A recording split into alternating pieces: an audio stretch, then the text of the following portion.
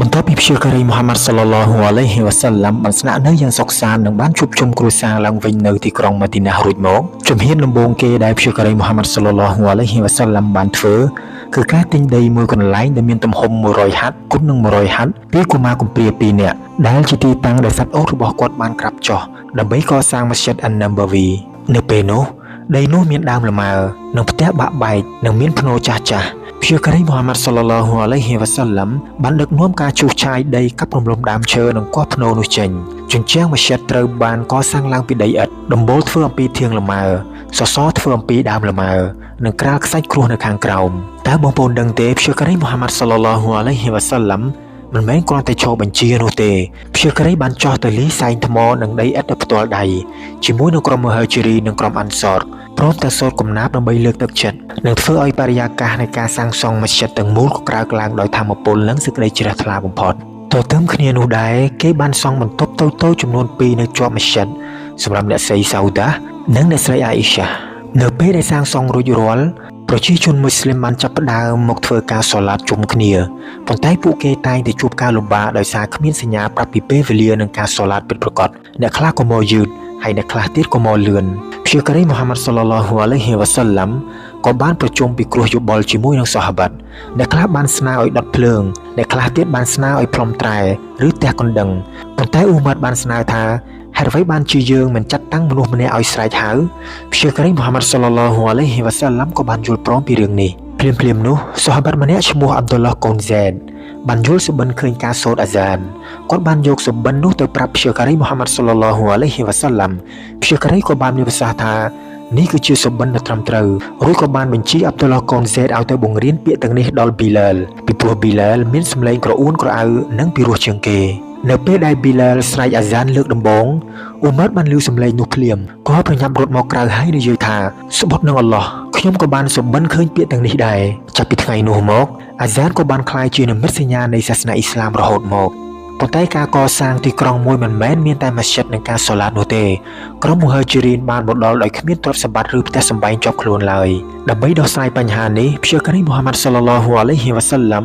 ក៏បានបង្កើតកិច្ចសន្យាចំណងបងប្អូនដោយចងសម្ព័ន្ធភាពរវាងអ្នកអន់សតអ្នកស្រុកម៉ាឌីណានិងអ្នកមូហាជីរីនចំនួន90នាក់ឲ្យក្លាយជាបងប្អូននឹងគ្នាជួយមើលថែគ្នានិងរហូតដល់អាចចែកមរតកគ្នាបានទៀតផងទង្វើនេះបានបង្កើតនូវរូបភាពនៃការលះបង់ដ៏រំភើបនៅក្នុងប្រវត្តិសាស្ត្រអ្នកស្រុកម៉ាឌីណាបានស្ម័គ្រចិត្តចែកចំការលម៉ើផ្ទះសម្បែងនិងទ្រព្យសម្បត្តិពាក់កណ្ដាលរបស់ខ្លួនឲ្យទៅបងប្អូនមូស្លីមមកពីម៉ាកាដោយគ្មានចិត្តណាមួយច្រណែនឬស្ដាយស្រណោះឡើយរហូតដល់អល់ឡោះស៊ុបហានាហ៊ូវតាអាឡាបានសរសើរអំពីលក្ខណៈអ្នកដែលរស់នៅក្នុងម៉ាឌីណានៅក្នុងគម្ពីរអល់កុរអានសូរ៉ាអល់ហាសរវគ្គខណ្ឌទី9ថាហើយបណ្ដាអ្នកដែលរស់នៅទីក្រុងម៉ាឌីណានិងអ្នកមានជំនឿមុនការភៀសខ្លួនរបស់ពួកគេនោះពួកគេស្រឡាញ់អ្នកដែលបានភៀសខ្លួនទៅកាន់ពួកគេហើយនៅក្នុងចិត្តរបស់ពួកគ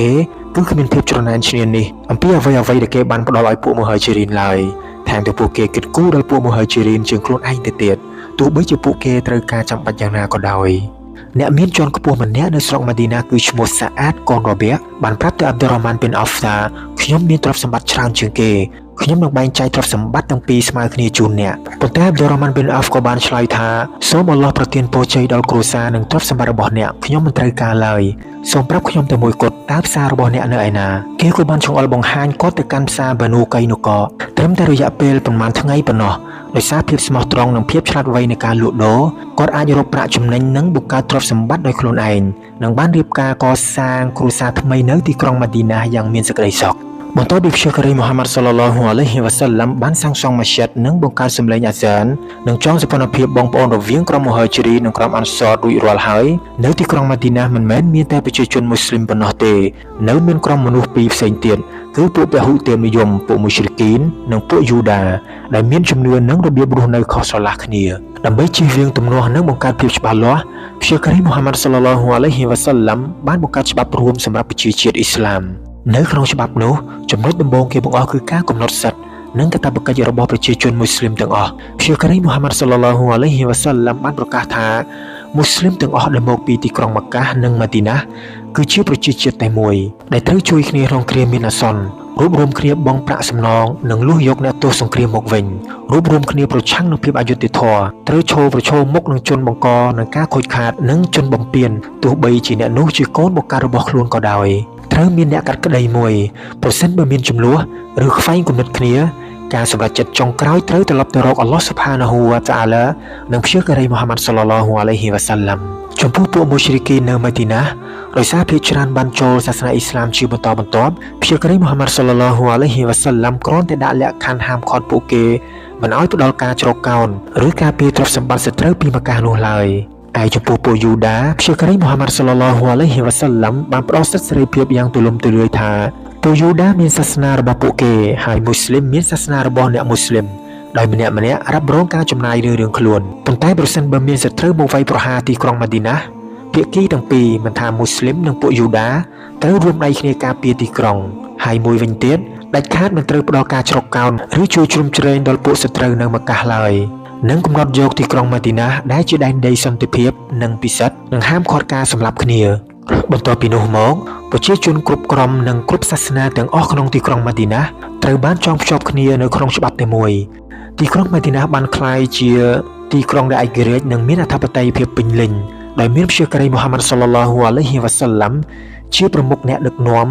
និងជាអ្នកកាត់ក្តី